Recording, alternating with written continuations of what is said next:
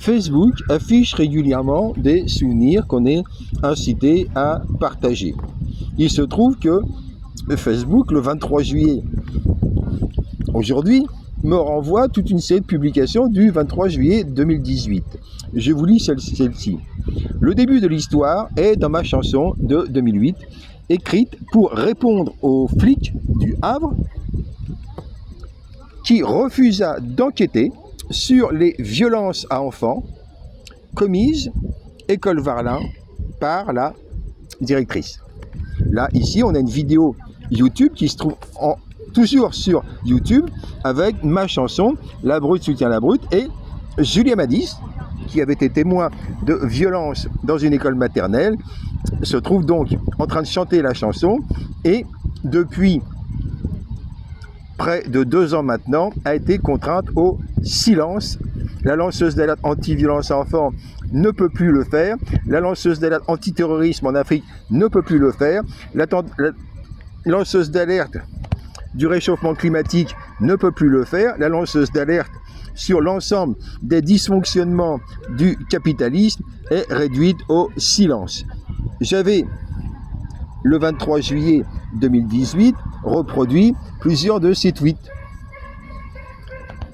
Hamon, ex-ministre, qui m'a exclu 2 ans de mon poste de prof des écoles parce que je dénonçais des violences à enfants.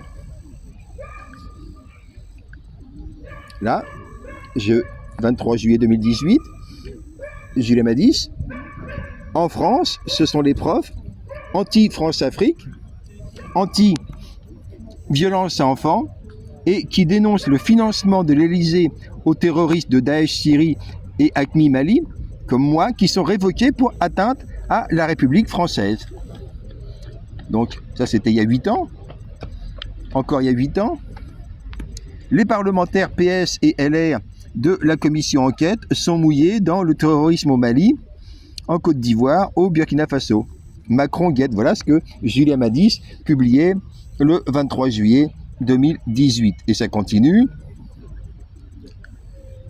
Pour sortir de la crise politique, les députés pourraient instaurer l'humanocratie des délégués révocables. Benalla Macron guette, commission d'enquête, affaire Macron, affaire d'État. Et donc, Julia Madis, lanceuse d'alerte, a été réduite au silence.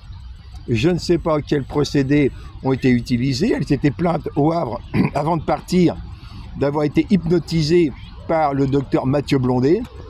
Dans la plainte contre moi, puisqu'elle a porté plainte contre moi, elle mentionne Vincent Garcin, un psychiatre qui l'a sans doute drogué avec des cachets pour abîmer sa mémoire.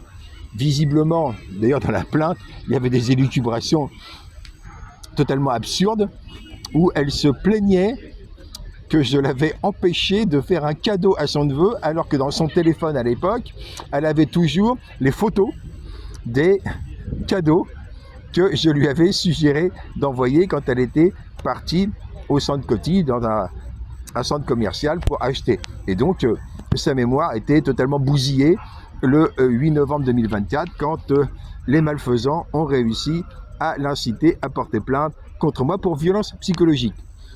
Un de ses oncles, qui fabriquait des missiles pour tuer les enfants d'Afrique et de Gaza, un de ses oncles, que je n'ai jamais vu, qui n'est jamais venu nous voir pendant 24 ans, un de ses oncles parlait d'emprise.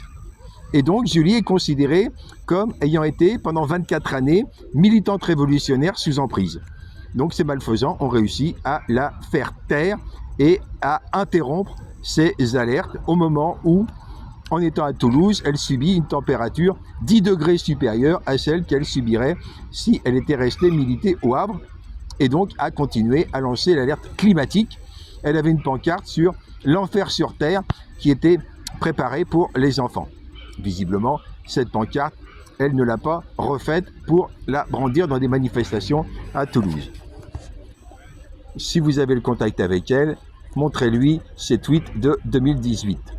Peut-être que cela pourra permettre qu'elle retrouve la mémoire sur qui elle était.